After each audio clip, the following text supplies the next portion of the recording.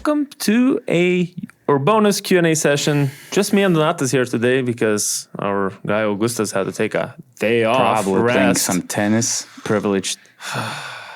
These guys with their rest load management stuff. What? And then they're complaining that it doesn't matter. It's okay.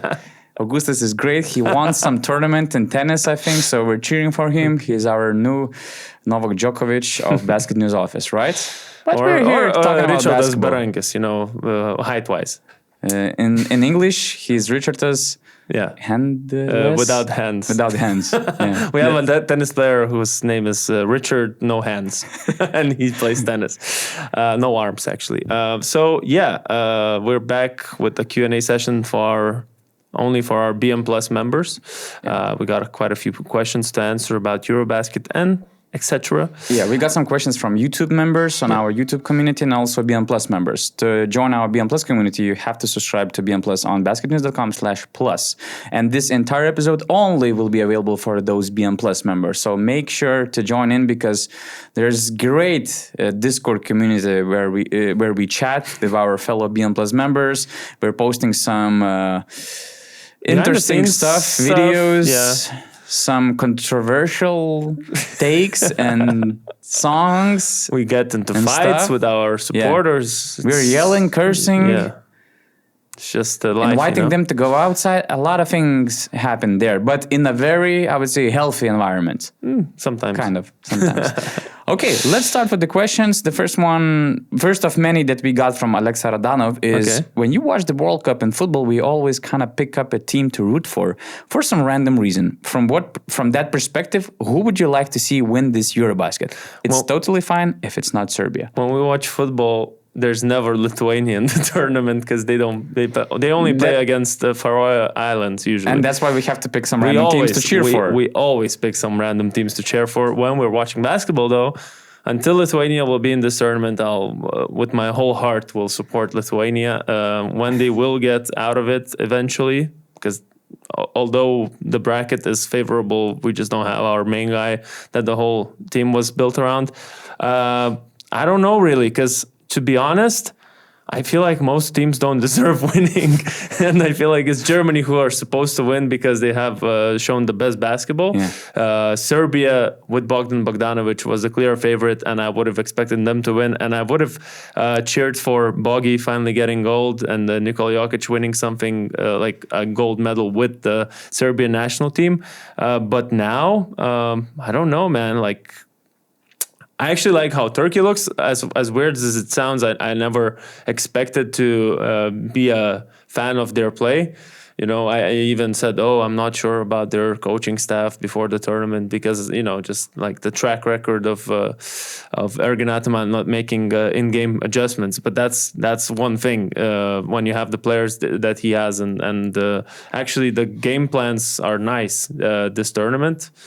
I enjoy watching them. And out of all the other teams, if you want me to pick a random one, it'll be Poland because even though their success is due to a naturalized player, which we don't like, we don't like that. We have a question about that, and we're gonna expand on it. But I just liked what they did in the 2022 EuroBasket without Jordan Lloyd going to the semifinals. And if I want like a dark horse random team to go far, why not go for Poland? For content reasons, just lastly, if Giannis, Luka, Jokic, Markkanen, any big NBA name goes far, we'll be happy because that means numbers.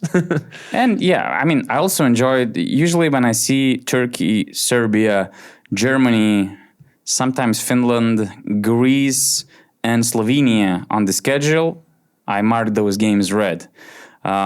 First few teams just because they play beautiful basketball. Slovenia because of Luka, and just trying to watch what one guy can do with these guys around. It's pure masterclass. But it's not random, but if we're speaking of random teams, I got myself cheering like crazy and being super supportive to Estonia in this game against Latvia when we were yelling in the office, cheering for them to finally score in the fourth quarter after not scoring for 10 minutes. So this was my random team I supported. Unfortunately, they didn't make the knockout stage. Okay. Tutus has a question. If you could mic up one player or coach for the whole knockouts, who would be the best entertainment? Easy to me. Luka? Luka Doncic, because he's talking all the time with everybody. Fans, refs, courtside, refs, opponent's coach, opponent's players, teammates, his coach, fans again. I mean, I'm not this guy who, engineer of these audio, mics, videos, but I think you would need to change mic every quarter, I guess, because of the load that they get.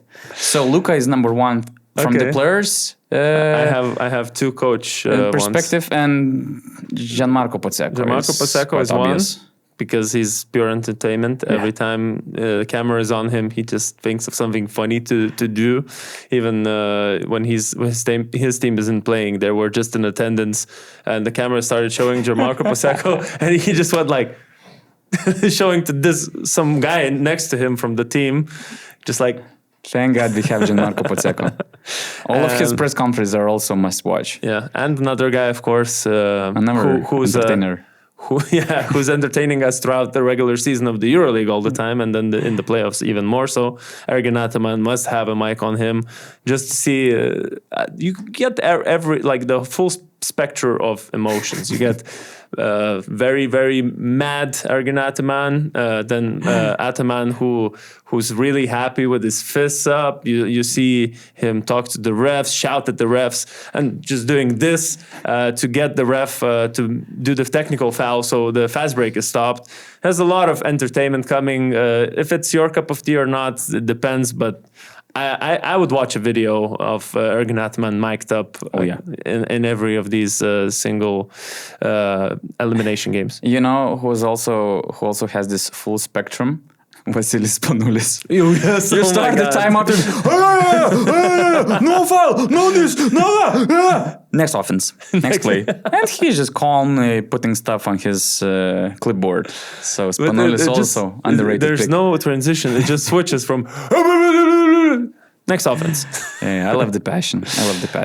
Incredible. Christian Sotalu. Would you prefer to have a Cinderella story team reach the final only to be blown out in a boring final game, or have the best teams cruise through the playoffs but have an epic final? Definitely the second option, because I want preferably perfect scenario. All the games are important and competitive, but we know that's not realistic. Now, the way it's shaped, the bracket, we're gonna have one team making, let's say, from Lithuania, Latvia, Greece, Israel. Okay, Greece probably the one team that's the favorite here. Turkey, Sweden, Poland, Bosnia. Probably Turkey. It's nice that we're gonna have a potential semifinal between Turkey and Greece, but both of these teams, before the tournament, Turkey was 5th in our ranking, Greece was 4th. We're not talking about the top 3 teams. Top 3 teams before the tournament are in the other side of the bracket. They'll have to figure it out between themselves. So I'm just glad there was a different scenario where it would have been Greece would have been somewhere. Italy would have been there instead of Greece. And then Turkey essentially would have had no competition. Well, at least from how they look right now. Yeah. So I'm at least glad that Greece won their game against Spain. I mean, it depends on what the Cinderella story is about. If it's like Estonia qualifying and winning 8 finals, or Poland was Cinderella story of the last competition, right? Yeah. And it was fine up until some moment, because you want a competitive Cinderella, and they were not so competitive in those medal rounds. Although I loved them, watching them in the quarterfinals, but to me, Spain was a Cinderella story. Nobody saw them coming to the final and winning it, and the way they won it, it was also magnificent. So it depends on the Cinderella story, but I mean, any Cinderella story has to be competitive in the final. That's the must. For me, if it's a country that never played in, let's say, even the quarterfinal, and then they go all the way to the semifinals, that's also nice, because I remember, of course, it came at the cost of Lithuania. But if you remember 2011, North Macedonia going all the way to the semifinal, that was a Cinderella story. Of course, they didn't have a chance. I don't remember exactly the semifinal results, but they finished fourth, if I'm not mistaken. So, but anyways, they got very far, and that's a very small nation that never played so far in the tournament. That's okay, but yeah. The thing is, yeah, we prefer competitiveness. Actually, third place game, they only lost by 4 points, by the way.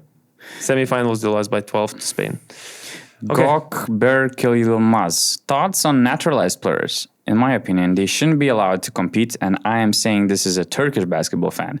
Wouldn't it be better to see what teams can do without decent American guards? Difficult things like this improve creativity for coaching staff. I want to see how coaches would handle with it.